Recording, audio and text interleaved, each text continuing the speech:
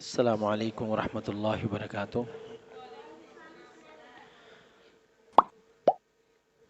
ان الحمد للہ نحمده ونستعینه ونستغفره ونعوذ باللہ من شرور انفسنا ومن سیئات اعمالنا، من يهده الله فلا مضل له ومن يضلل فلا هادي له، وأشهد أن لا إله إلا الله وأشهد أن محمدًا عبده ورسوله۔ أعوذ بالله من الشيطان الرجيم، بسم الله الرحمن الرحيم۔ يا أيها الذين آمنوا اتقوا الله حق تقاته ولا تموتن إلا وأنتم مسلمون۔ يا أيها الذين آمنوا اتقوا الله وقولوا قولا سديدا يصلح لكم أعمالكم ويغفر لكم ذنوبكم، ومن يطع الله ورسوله فقد فاز فوزا عظيما۔ أما بعد، فإن خير الحديث كتاب الله، وخير الهدي هدي محمد صلى الله عليه وسلم، وشر الأمور محدثاتها، وكل محدثة بدعة، وكل بدعة ضلالة، وكل ضلالة في النار۔ أعوذ بالله من الشيطان الرجيم، بسم الله الرحمن الرحيم۔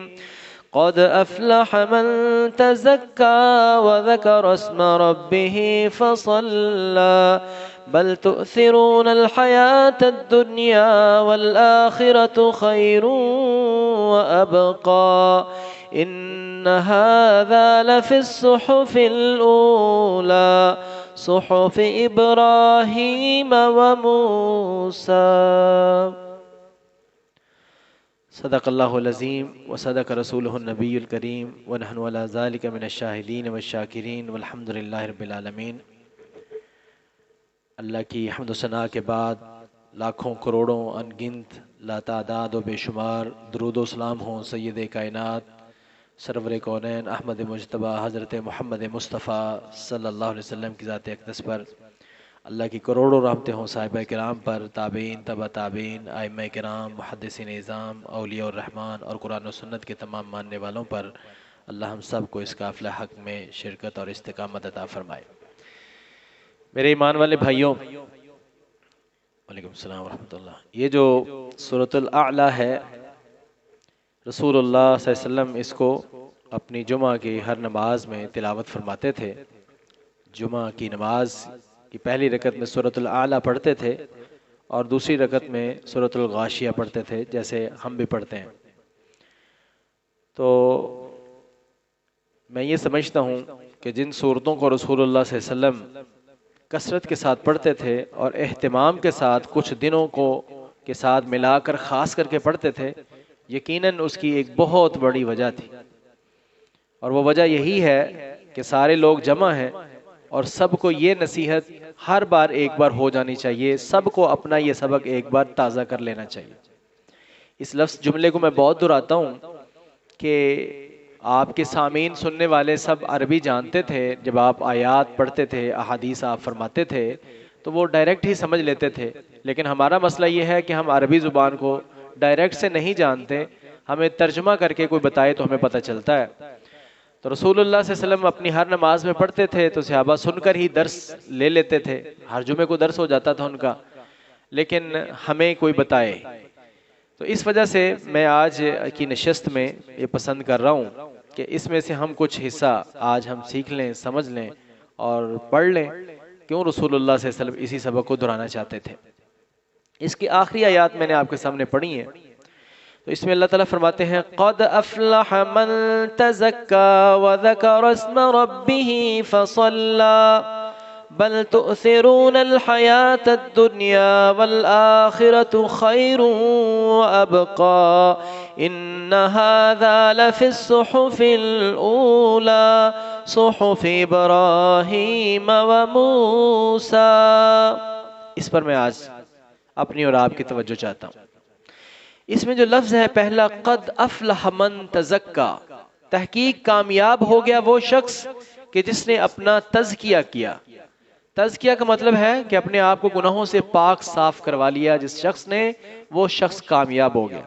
یہ اتنی بڑی بات ہے کہ اللہ سبحانہ وتعالی نے اسی بات کو ایک جگہ پر سورۃ الشمس میں 12 قسمیں ارشاد فرمانے کے بعد یہی بات ارشاد فرمائی، 12 قسمیں اٹھائیں اللہ نے۔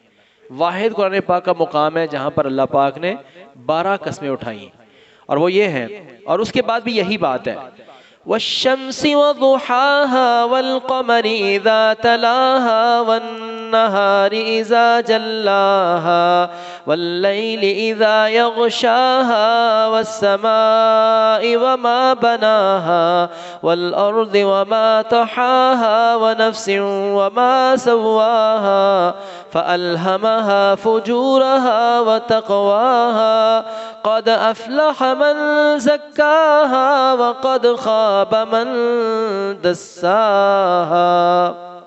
تو اس میں جتنی بھی واو آئی ہیں نا سب قسمیں ہیں۔ والشمسی قسم ہے سورج کی، وضحاها اور اس کی روشنی کی، والقمر اذا تلاها اور چاند کی جب وہ روشن ہو جائے، والنہار اذا جلاها جب اور دن کی جب کہ وہ چڑھ جائے روشن ہو جائے، واللیل اذا یغشاها اور رات کی کہ جب وہ چھا جائے، والسماء وما بناها اور آسمان کی قسم اور اس کی کہ جس نے اس کو بنایا، والارض وما طحاها زمین کی قسم اور اس کی کہ جس نے اس کو بچھایا، ونفس وما سواها اس نفس کی قسم اور اس کی کہ جس نے اس کو برابر کیا، فألہمها فجورها وتقواها کہ بے شک اس نے اس انسان کے نفس کو، ضمیر کو سکھا دیا ہے، فجورہا اس کا فجور، اس کا گناہ، وتقواہا اور اس کا تقوی، گناہ اور نیکی دونوں چیزوں کو اللہ سبحانہ وتعالی نے انسان کے ضمیر کو سکھایا ہے۔ ضمیر کو، انسان کے اندر ایک آلہ فٹ ہے اللہ کی طرف سے جو انسان کو بتاتا ہے کہ یہ گناہ ہے اور یہ نیکی ہے۔ خواہ انسان نے کوئی آیت حدیث نہ بھی پڑھی ہو، کسی نے کچھ بھی نہ بتایا ہو، پھر بھی انسان کا جو سلیم الفطرت انسان ہے نا، جو فطرت پر انسان سوچے گا تو اس کی اندر کی دل کی آواز ہوگی کہ یہ چیز ٹھیک نہیں ہے اور یہ چیز ٹھیک ہے۔ یہ اللہ سبحانہ وتعالی نے انسان کو ہدایت اس طرح سے سکھائی ہے۔ 12 قسمیں اٹھانے کے بعد اللہ تعالیٰ فرماتے ہیں فَأَلْهَمَهَا فُجُورَهَا وَتَقْوَاهَا اللہ سبحانہ وتعالی نے انسان کو سکھا دیا ہے گناہ بھی اور نیکی بھی۔ اور اس کے بعد کیا فرمایا؟ قَدْ أَفْلَحَ مَنْ زَكَّاهَا کامیاب ہو گیا وہ شخص کہ جس نے اس نفس کو پاک کر لیا، وَقَدْ خَابَ مَنْ دَسَّاهَا برباد ہو گیا وہ شخص کہ جس نے اپنے اس نفس کو گناہوں کے ساتھ گندا اور آلودہ کر لیا۔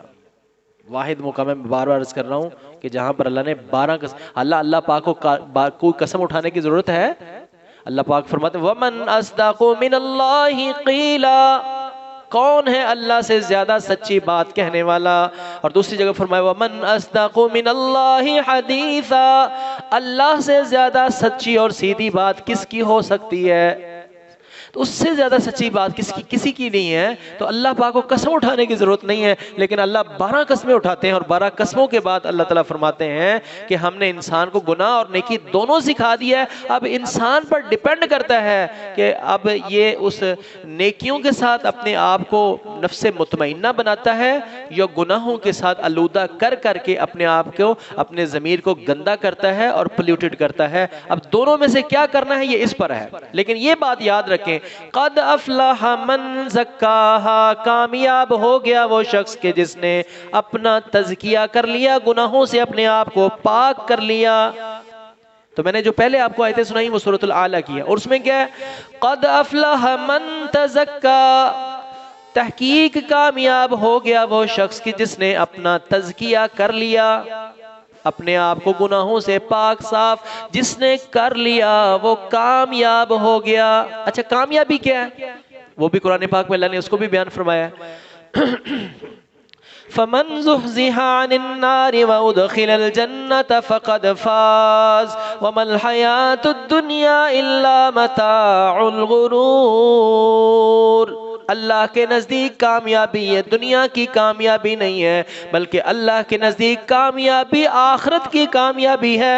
فمن زحزح عن النار، جو جہنم کی آگ سے بچا لیا گیا، وادخل الجنہ، اور جو جنت میں داخل کر دیا گیا، فقد فاز، وہ کامیاب ہو گیا۔ اللہ کے نزدیک کامیابی یہ ہے، جو جنت میں داخل کر دیا گیا اور جو جہنم سے بچا لیا گیا، فقد فاز، وہ کامیاب ہو گیا۔ اور کامیاب اللہ فرماتے ہیں وہ شخص ہو گیا، قد افلح من تزکا، وہ شخص کامیاب ہو گیا، یعنی جہنم سے بچا دیا گیا، جنت میں داخل کر دیا گیا۔ کون؟ کہ جس نے اپنے آپ کو گناہوں سے پاک صاف کر لیا۔ اچھا، پھر اگلی آیت میں اللہ سبحانہ وتعالیٰ نے گناہوں سے پاک صاف ہونے کا طریقہ بھی بتایا ہے۔ گناہوں سے انسان پاک کیسے ہو سکتا ہے؟ یہاں تک بات سمجھ آ گئی؟ 12 قسمیں اٹھائیں اللہ پاک نے، فرمایا ہے کہ کامیاب وہ ہے جس نے اپنا تزکیہ کر لیا۔ یہاں پر فرمایا کہ کامیاب وہ شخص ہے کہ جس نے اپنا تزکیہ کر لیا، اور کامیابی کیا ہے کہ جہنم سے بچا لیا گیا اور جنت میں داخل کر دیا گیا۔ یہ یہاں تک بات یاد کر لی ہے، تو آگے اگلا سبق کیا ہے کہ اللہ فرماتے ہیں پھر وہ تزکیہ ہوتا کیسے ہے، گناہ صاف ہوتے کیسے ہیں انسان کے، وہ اگلی آیت میں اللہ سبحانہ وتعالیٰ نے بیان فرمایا ہے۔ قد افلح من تزکا وذکر اسم ربہ فصلی، اپنا تزکیہ کرنے کا طریقہ یہ ہے کہ جس نے اپنے رب کا نام کا ذکر کیا، ذکر نمبر 1، فصلی، تو نماز پڑھی۔ نماز بھی اصل میں ذکر کی ایک بہترین کیفیت ہے۔ جیسے پچھلے درس میں ہم نے سنا موسیٰ علیہ السلام کو اللہ تعالیٰ نے فرمایا کہ اقیم الصلاۃ لذکری، نماز کو قائم کریں میرے ذکر کے لیے۔ تو نماز بھی ذکر ہے، لیکن ذکر کے ایک بہترین جو صورت ہے وہ نماز ہے۔ تو اللہ سبحانہ وتعالیٰ فرماتے ہیں کہ کامیاب وہ ہے کہ جو اپنا تزکیہ کر لے، اور تزکیہ کا طریقہ کار یہ ہے کہ جو اپنے رب کے نام کا ذکر کرے اور نماز پڑھے۔ اب ان دونوں باتوں پر ٹھہر کر میں تھوڑی سی وضاحت کرنا چاہوں گا کہ جو انسان ذکر و اذکار کرتا ہے، کیسے انسان کے گناہ ذکر کی وجہ سے معاف کر دیے جاتے ہیں۔ بڑے بڑے ذکر بتائے ہیں رسول اللہ صلی اللہ علیہ وسلم نے، جن کو پڑھنے سے انسان کے بڑے بڑے کبیرہ گناہ بھی معاف ہو جاتے ہیں۔ رسول اللہ صلی اللہ علیہ وسلم کی ایک حدیث ہے، آپ نے فرمایا جس کسی شخص نے اللہ پاک سے معافی مانگتے ہوئے یہ لفظ بولے، استغفر اللہ العظیم الذی لا الہ الا هو الحی القیوم واتوب الیہ، استغفر اللہ العظیم الذی لا الہ الا هو الحی القیوم واتوب الیہ، جس نے اپنے رب سے معافی ان لفظوں کے ساتھ مانگی نا، اللہ سبحانہ وتعالیٰ اس کا کبیرہ گناہ، جیسے وہ جنگ سے بھاگا ہی کیوں نہ ہو، اتنا بڑا گناہ بھی اگر کسی کا ہوگا، اللہ ایسے کبیرہ گناہ کو بھی معاف فرما دیتے ہیں۔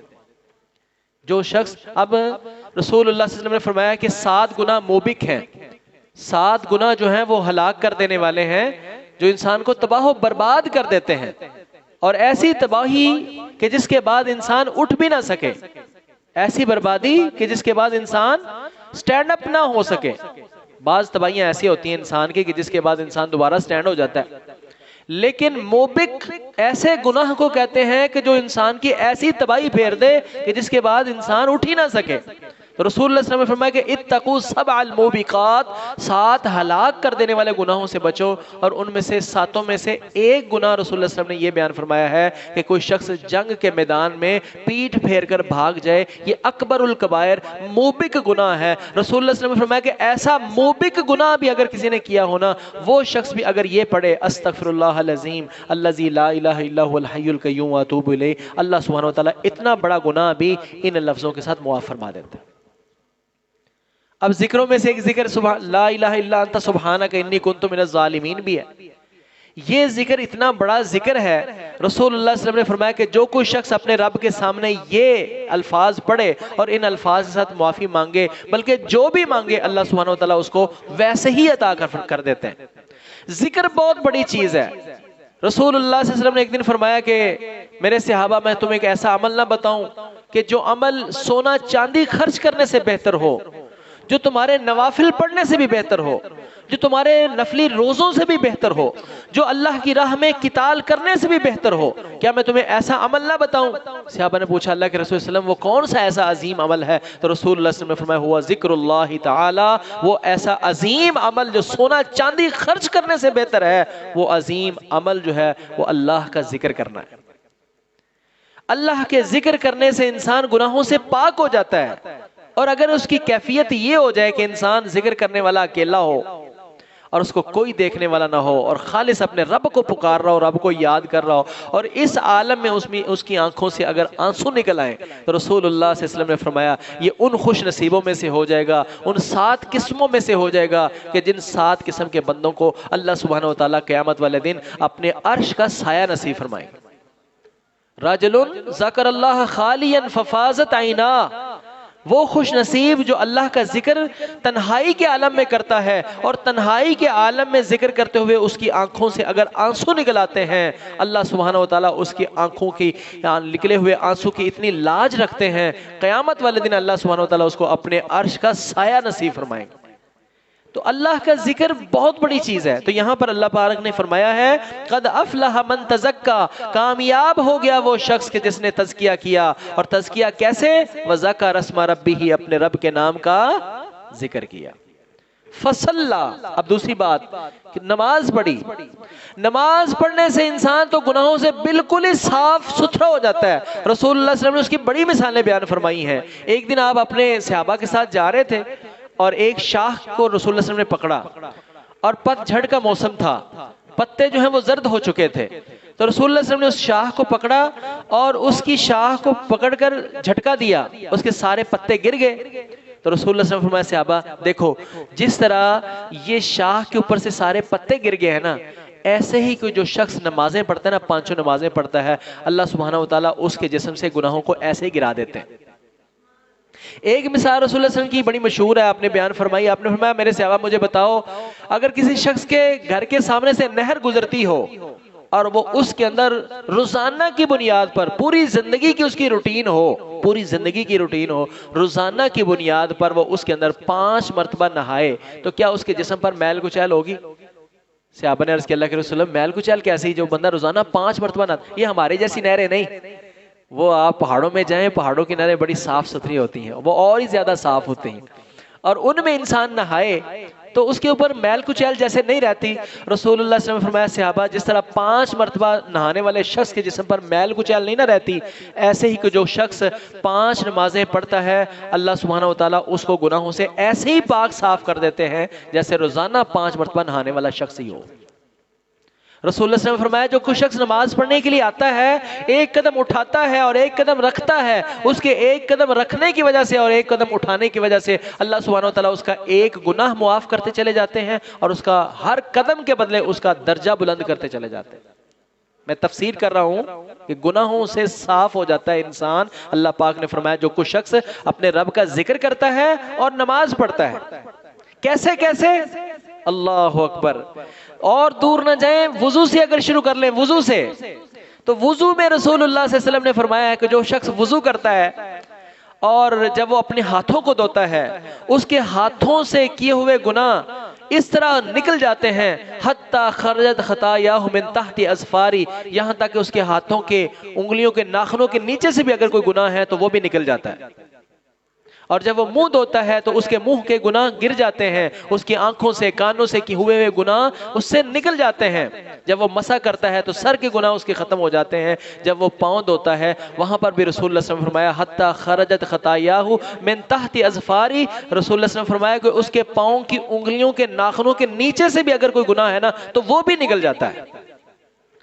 اور وضو کر کے جب انسان فارغ ہوتا ہے اور اس کے بعد وہ انسان پڑھے اشہد ان لا الہ الا اللہ وحدہ لا شریک لہ واشہد ان محمدا عبدہ ورسولہ، جو کوئی شخص یہ دعا پڑھ لے اور اپنے ہر وضو کے بعد یہ دعا پڑھتا ہے، رسول اللہ صلی اللہ علیہ وسلم نے فرمایا قیامت والے دن وہ شخص اللہ کے پاس جب آئے گا، اللہ اس کے سامنے جنت کے 8 دروازوں کو کھول کر فرمائیں گے جس دروازے سے تو چاہتا ہے داخل ہو جا۔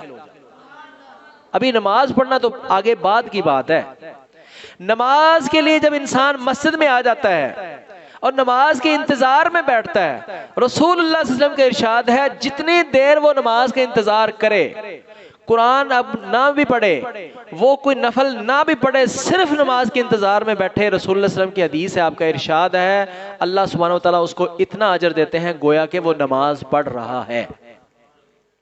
اور اگر وہ نماز پڑھنے کے لیے وہ پہلی صف میں آ جائے، اگر وہ نماز پڑھنے کے لیے وہ پہلی صف میں آ جائے، تو رسول اللہ صلی اللہ علیہ وسلم کا ارشاد ہے ان اللہ و ملائکتہ یصلون علی الصف الاول، اللہ اور اس کے فرشتے پہلی صف میں نماز پڑھنے والوں کے اوپر درود بھیجتے ہیں۔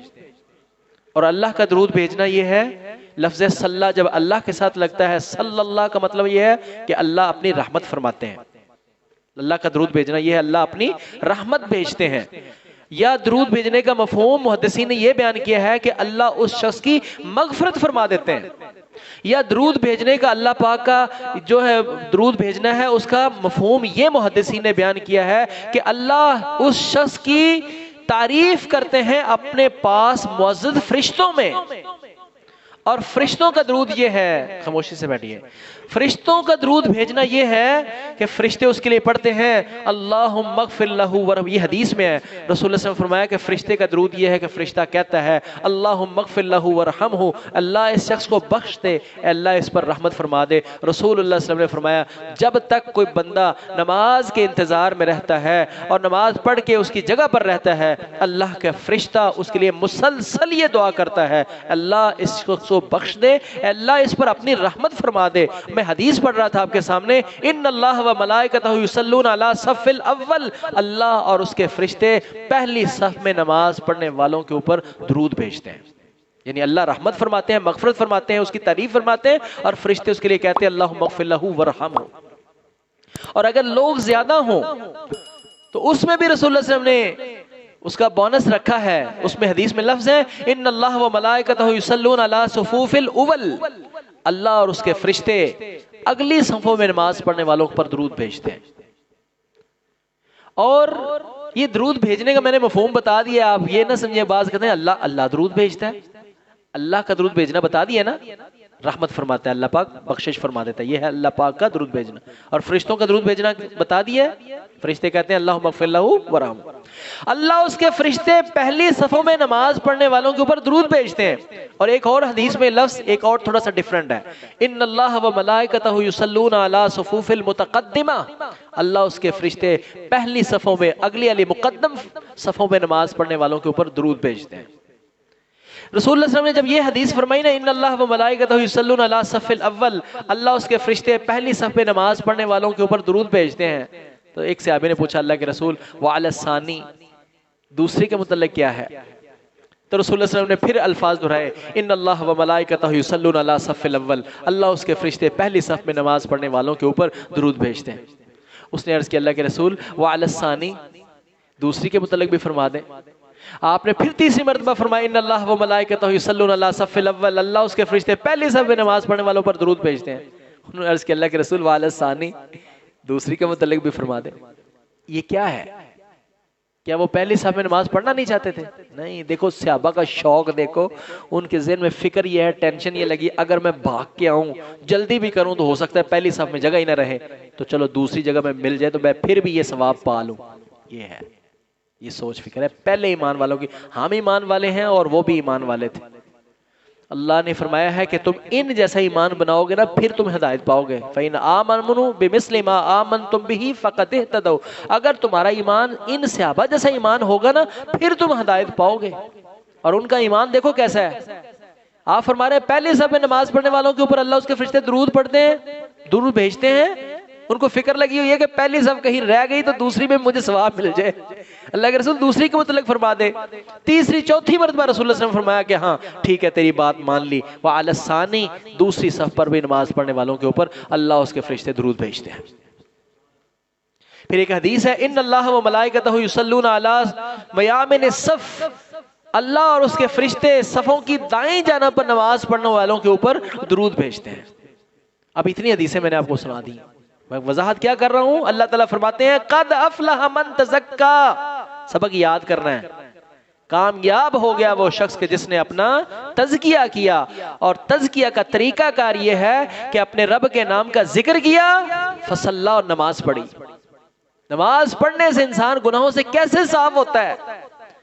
ابھی نماز شروع نہیں کی، اس سے پہلے کی میں نے آپ کو حدیثیں سنائی ہیں، اور اگر انسان نماز پڑھ لے، اور نماز پڑھنے کا اجر کتنا ہو، نماز کی جو مبادیات ہیں، نماز کی جو ابتدائیات ہیں، جو شروع کی چیزیں ہیں، ان کا اتنا ثواب ہے۔ جیسے وضو پر میں نے آپ کو بتایا ہے کہ جنت کے 8 دروازے کھل جائیں گے، جیسے نماز کی انتظار کا میں نے آپ کو بتایا ہے کہ فرشتے اس پر رحمت اور مغفرت اور رحمت کی دعائیں کرتے ہیں، جیسے میں نے پہلی صف کا آپ کو بتایا، نماز کا کتنا مقام ہوگا، اللہ اکبر۔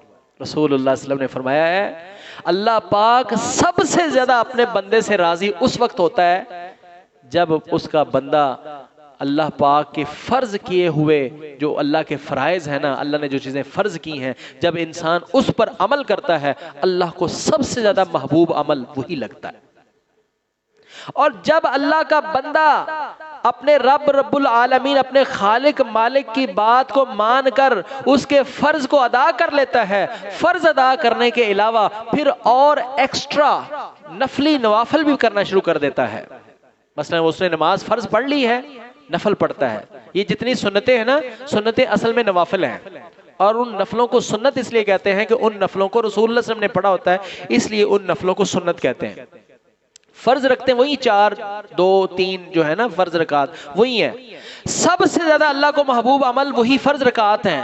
فرض رکعتوں کے بعد جب انسان سنتیں پڑھتا ہے، نفل پڑھتا ہے، تو حدیث میں آتا ہے جتنے وہ نوافل کو بڑھا دیتا ہے اتنا ہی وہ اللہ کے قریب ہوتا جاتا ہے، وہ نفلوں میں لگا رہتا ہے، نفلی عبادت میں کثرت کر دیتا ہے، یہاں تک کہ رسول اللہ صلی اللہ علیہ وسلم نے فرمایا اللہ سبحانہ وتعالی اس کو اپنے قریب کر لیتے ہیں، اللہ اس سے اپنی محبت کو جو ہے وہ شامل فرما دیتے ہیں، اللہ اس سے اپنی محبت فرماتے ہیں، اور اللہ اس کو اپنا دوست مقرر کر لیتے ہیں، اس کو اپنا دوست مقرر کر لیتے ہیں، اور وہ اللہ کے رنگ میں ایسا رنگ جاتا ہے، اللہ فرماتے ہیں میں اس کا آنکھ ہو جاتا ہوں، پھر میں اس کا کان ہو جاتا ہوں، پھر میں اس کا ہاتھ ہو جاتا ہوں، پھر میں اس کے پاؤں بھی ہو جاتا ہوں۔ مطلب اس کی آنکھ یعنی اللہ کے رنگ میں وہ بندہ پھر اتنا نوافل پڑھ کے اپنے رب کے اتنا قریب ہو جاتا ہے، اللہ سبحانہ وتعالی اس کی آنکھوں کو ایسا بنا دیتے ہیں، پھر اس کی آنکھیں اپنے رب کے مطابق دیکھتی ہیں، پھر اس کے کان اپنے رب کے مطابق سنتے ہیں، پھر اس کے ہاتھ اپنے رب کے مطابق چلتے ہیں، پھر اس کے پاؤں اپنے رب کی مرضی کے مطابق چلتے ہیں، اللہ اس کو اپنا ایسا ولی مقرر کر لیتے ہیں۔ اللہ سبحانہ وتعالی فرماتے ہیں یہ میرا اب دوست مقرر ہو گیا ہے، میرا دوست ہے، میرا ولی ہے، جس نے میرے دوست کے ساتھ دشمنی کی، میرے ولی کے ساتھ دشمنی کی، فقد آذنت لہ بالحرب، میں اس کے خلاف اعلان جنگ کرتا ہوں۔ تو یہ نماز پڑھنے کا ثواب ہے، نوافل پڑھنے کا ثواب ہے، اور یہ پڑھنے کے بعد انسان جب تک اپنی جگہ پر بیٹھا رہتا ہے، جب تک اپنی جگہ پر بیٹھا رہتا ہے، رسول اللہ صلی اللہ علیہ وسلم نے فرمایا جب تک بیٹھا رہتا ہے تب تک اللہ کے فرشتے اس کے لیے دعا کرتے ہیں اللہم اغفر لہ ورحمہ، اللہ اس شخص کو بخش دے، اللہ اس پر اپنی رحمت فرما دے۔ اور یار بھائی دوستو دیکھو کہ ایک اللہ کا ولی کسی کے لیے دعا کرے اس کا کتنا مقام ہے۔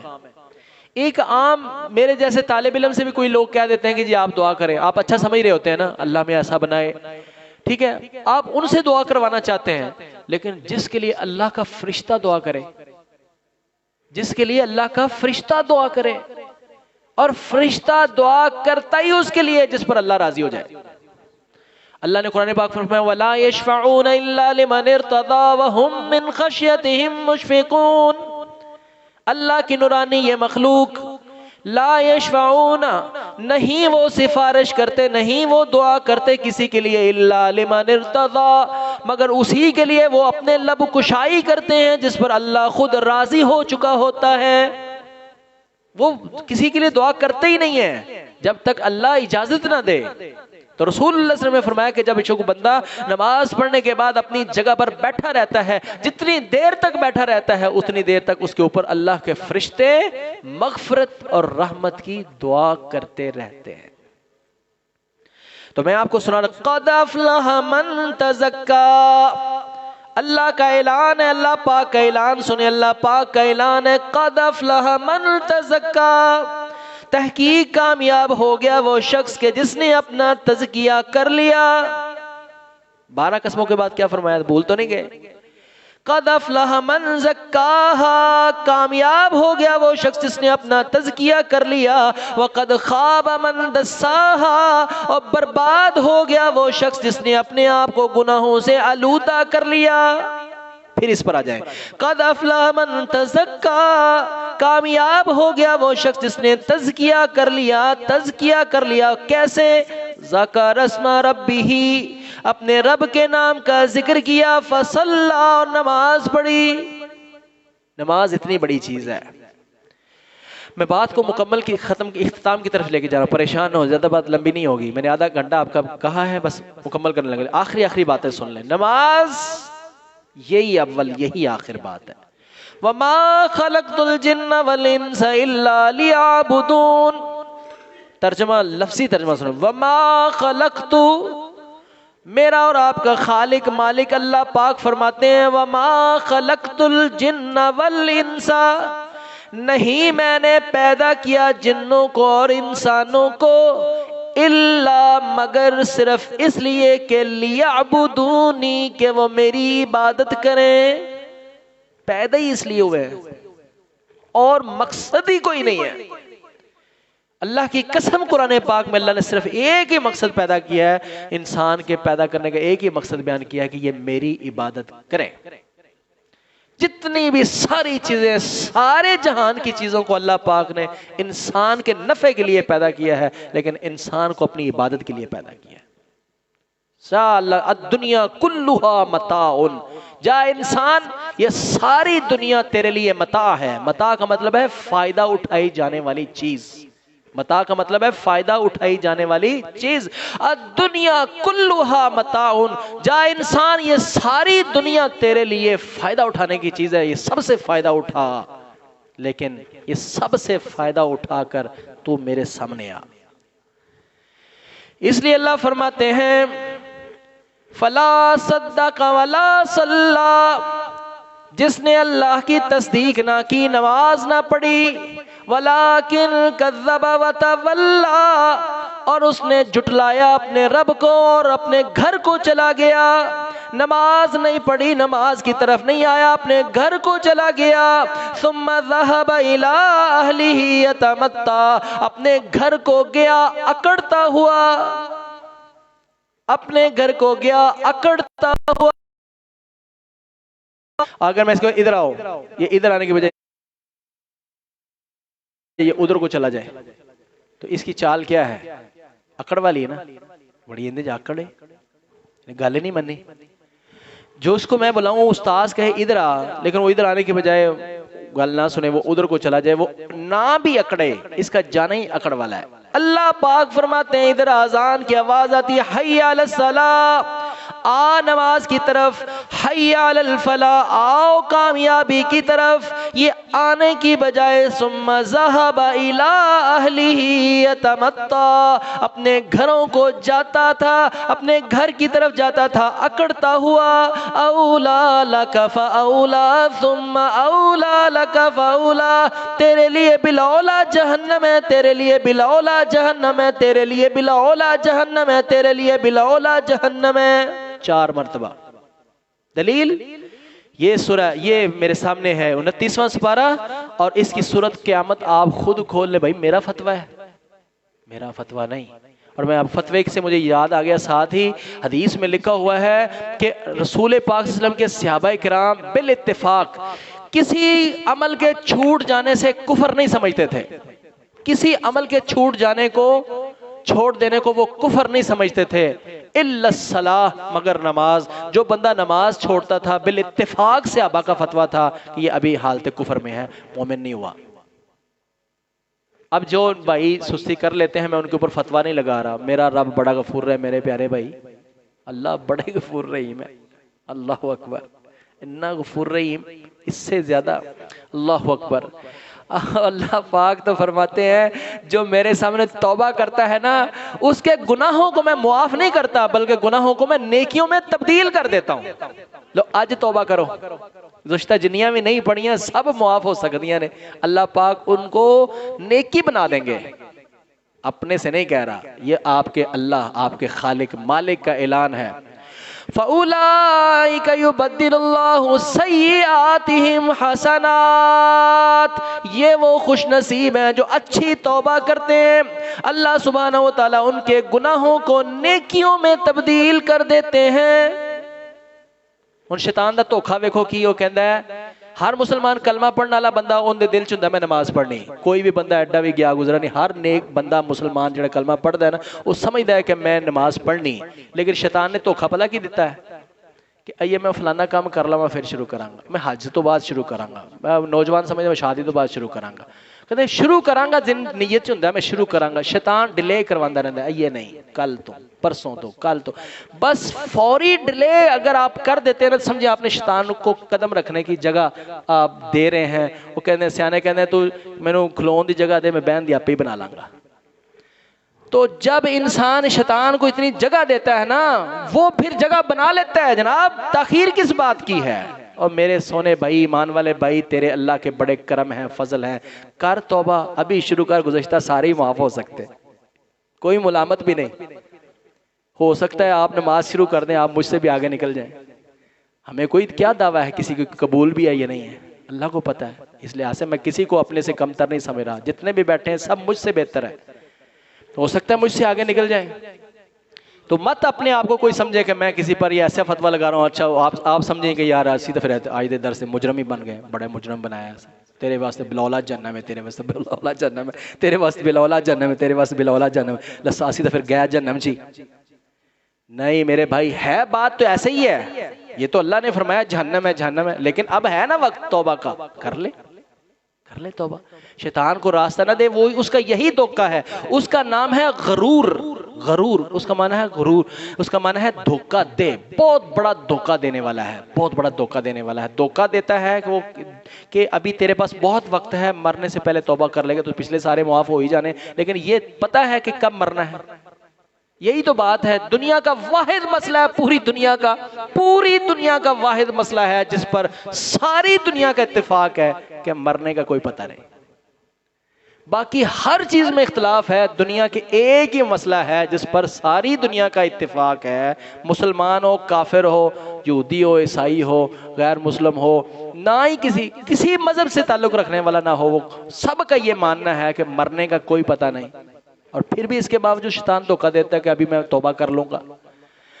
تو میرے بھائی آج جا کے بات نماز کی ہے، ساری بات نماز میں آتی ہے کیونکہ نماز کے ساتھ جڑی ہوئی ہے. جب آپ نماز کے لیے مسجد میں آئیں گے تبھی تو آپ اللہ اس کے رسول کی بات سنیں گے نا، تو جب اللہ اس کے رسول کی باتیں سنیں گے پھر باقی باتیں بھی اس کے اندر آ جائیں گی. اس لیے رسول اللہ الصلاۃ عماد الدین، نماز دین کا ایسا ستون ہے، من اقامها فقد اقام الدین، جس نے اس کو تھام لیا اس نے دین کو تھام لیا. ومن ہدمها فقد ہدم الدین، جس نے اس کو گرا دیا اس نے دین کے ستون اور پلر کو گرا دیا. آخری بات سن لیں، جب جنتی جنت میں چلے جائیں گے جہنمی جہنم میں چلے جائیں گے، اللہ جہنمیوں کو دکھائیں گے، جنتی جنت میں بیٹھے ہوئے جہنمی کو دیکھیں گے. اللہ اس بات پر قادر ہے یا نہیں؟ آج انسان کو جو اللہ نے عقل دی ہے، انسان نے اتنی ایجاد کر لی کہ یہاں بیٹھ کر 7 سمندر پار انسان دیکھ لیتا ہے نا سکرین پر. تو اللہ پاک تو اس بات پر قادر ہے کہ جنت میں بیٹھے ہوں کو جہنمی دکھا دے. اللہ فرماتے ہیں فی جنات یتساءلون، سورہ قیامت پہلے میں پڑھ رہا تھا، اب اس سے پچھلی سورت ہے، سورہ مدثر سے پڑھ رہا ہوں. فی جنات یتساءلون، جنت میں بیٹھے ہوئے جنتی سوال کریں گے عن المجرمین، مجرموں سے جب جو جہنم میں جل رہے ہوں گے، ما سلککم فی سقر، تمہیں جہنم کی سقر وادی میں کس چیز نے پھینکا؟ قالوا لم نک من المصلین، سب سے پہلا ان کا جواب یہ ہوگا ہم نماز نہیں پڑھتے تھے. اے میں فتویٰ دیتا ہے، اے مولوی دا فتویٰ ہے، کسی مسلک دا فتویٰ ہے؟ قرآن، جس قرآن پر آپ جان دینے کے لیے تیار ہیں اس قرآن کا یہ اعلان. انل مجرمین ما سلککم فی سقر، جہنم میں کس چیز نے پھینک دیا؟ قالوا لم نک من المصلین، ہم نماز نہیں پڑھتے تھے، ولم نک نطعم المسکین، ہم مسکین کو کھانا نہیں کھلاتے تھے، وکنا نخوض مع الخائضین، اور ہم گپیں لگانے والوں کے ساتھ گپیں ہنکا کرتے تھے، ٹائم ضائع کیا کرتے تھے، وکنا نکذب بیوم الدین، ہم قیامت کے دن کو جھٹلایا کرتے تھے، آج اس جرم کی پاداش میں ہم جہنم میں آئے ہیں۔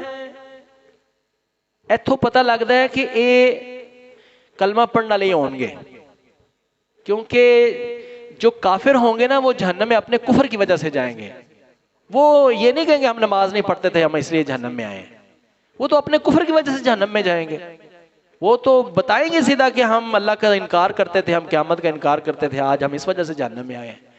اور جو شرک کرتا ہے وہ شرک کی اس کی وجہ ہوگی، لیکن یہ کہہ رہا ہے میں ہم نماز نہیں پڑھتے تھے، اس کا مطلب یہ ہے کہ کلمہ تو پڑھتے ہی تھے نا، تبھی تو کہہ رہے ہیں ہم نماز نہیں پڑھتے۔ بھئی جو کافر ہے، جو اللہ کو مانتا ہی نہیں ہے، تو وہ اس کو کیا پتا نماز کیا ہے؟ وہ تو نماز کی وجہ سے نہیں، وہ تو کفر کی وجہ سے جہنم میں جائے گا۔ تو اس لحاظ سے میرے بھائی، میں نے آپ کے سامنے جو پڑھا ہے نا، یہ سورۃ الاعلیٰ، رسول اللہ صلی اللہ علیہ وسلم سورہ اعلیٰ کو شاید اسی وجہ سے ہر جمعے میں سناتے تھے۔ بات یہاں سے شروع ہوئی تھی کہ رسول اللہ صلی اللہ علیہ وسلم جمعے کی نماز میں پہلی رکعت میں سورۃ الاعلیٰ پڑھتے تھے، شاید اسی وجہ سے رسول اللہ صلی اللہ علیہ وسلم اپنے ماننے والوں کو ہر بار سناتے تھے کہ یاد رکھو قد افلح من تزکا، کامیاب ہو گیا وہ شخص جس نے اپنا، اینی واری دہرایا ہوتا یاد ہو جانا چاہیے تھا نا، یہ درس تسی دے لو گے، تسی بھی دیو نا، یہ ہوئی گلہ نے، قد افلح من تزکا، کامیاب ہو گیا وہ شخص جس نے اپنا تزکیہ کیا۔ تزکیہ کا مطلب کیا ہے؟ اپنے آپ کو گناہوں سے پاک کیا، اور گناہوں سے پاک کرنے کا طریقہ کیا ہے؟ وَذَكَرَ اسْمَ رَبِّهِ، اپنے رب کے نام کا ذکر کیا، ذکر کیا کریں، کثرت سے ذکر کریں۔ فَصَلَّى، نماز پڑھی۔ ایسا تو ہی موبائل کیوں بند کر لیا؟ یہ گل تو ختم نہیں ہوئی، جزاک اللہ جی۔ فَصَلَّى، اور ابھی بات یہ ہے، اللہ سبحانہ وتعالی فرماتے ہیں بَلْ تُؤْثِرُونَ الْحَيَاةَ الدُّنْيَا، تم کیسے انسان ہو، تم دنیا کی زندگی کو ترجیح دیتے ہو۔ بل تؤثرون، پچھلی بات یہی ہے، کامیاب ہو گیا وہ شخص جس نے تزکیہ کیا، ذکر کیا، نماز پڑھی۔ بل تؤثرون الحیات الدنیا، تم دنیا کو ترجیح دیتے ہو۔ والآخرۃ خیر وابقا، حالانکہ آخرت بہتر بھی ہے، باقی رہنے والی بھی ہے۔